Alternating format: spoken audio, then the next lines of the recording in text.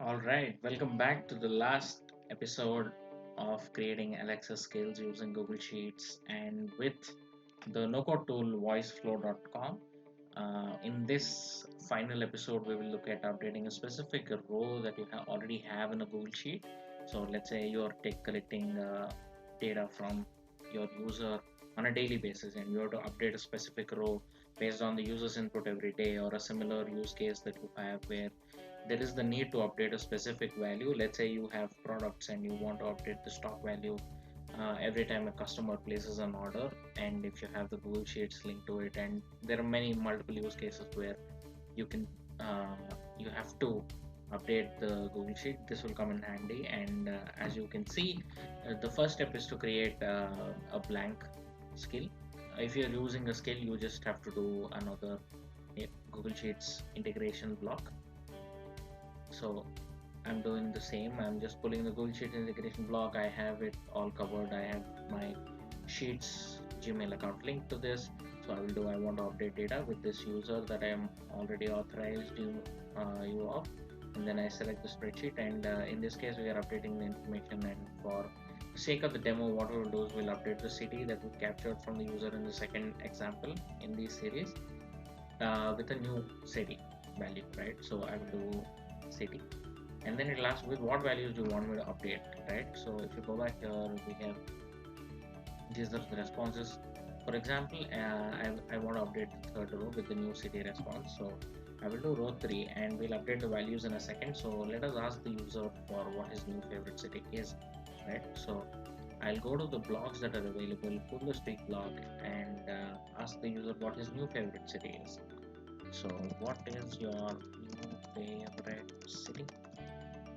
And then link this to the home block, and then from in the same speak block, our if you remember from the earlier tutorials, our second step is to capture the user's response and then send it to the API integration block, right? So I will just go to logic, and inside this we will do the capture block, and inside the capture block we have two fields to fill. One is the input type, which is the city that is default available with the integration of input types that are available on the Alexa skill store, and then the capture the input to user underscore city. This is the same variable that we used earlier. In case you are using this in the same skill, I would recommend you use a new variable so that you can differentiate which variable to use where. So once we have this, we link this to the API block and we should be done. So let's go to prototype and test, and it will obviously not work because we haven't told the API block which value to actually update, right? So we'll go to with values in the API block, and then we'll just do curly braces user id won't change, so this will remain the same, and then we will do user underscore city, which is our second variable, and then we'll do next. And then let's quickly test the integration before we test it in the prototype tab. So it'll ask you for what is the new user ID. I will do test underscore new, and then my new city will be Mumbai. If I run this integration, it should update the value. So it will say updated rows 3 with the new favorite city. So test underscore new, and Mumbai is updated. Now when I run this in the prototype tab, what you should see is this will change back to test underscore user, and my new city input that I give will be updated, right? So let's go to prototype tab, and let's start test. And What is your new favorite city? um, for the sake of the example, let's use Bangkok. Just don't judge me on this, guys, please. So I've given Bangkok, and yep, let's check.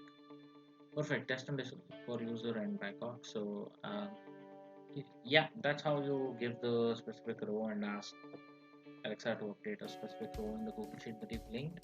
And all of this is again without no code. So if you definitely like this tutorial, do drop a like, and if you have any questions, please feel free to drop them below in the comment section, and I'll be more than happy to answer. If you have a specific use case where you want me to help you out with the structure of this uh, platform and how you can use the different blocks that are available, happy to help you with that as well. Please ask me in the comment section below. Do share this video with all your friends who are into no code and building stuff without coding, and if they want to explore stuff building a building Alexa skills or Google Actions, they can use this platform. The same platform is applicable for both Google Actions and Alexa skills. All you have to change is a few things here and there, which are the build section will change for Google Actions, and also the input types that we're taking are different for Amazon and Google. So you just have to make sure you update them for uh, both canvases that you get once you start creating, right? So if you change, you can change Amazon Alexa to Google Assistant here, and this canvas you can update for just Google Assistant, right? But the first skill that you create here is universally applicable for both Google Assistant and Alexa skill. So yeah, that's it for this tutorial.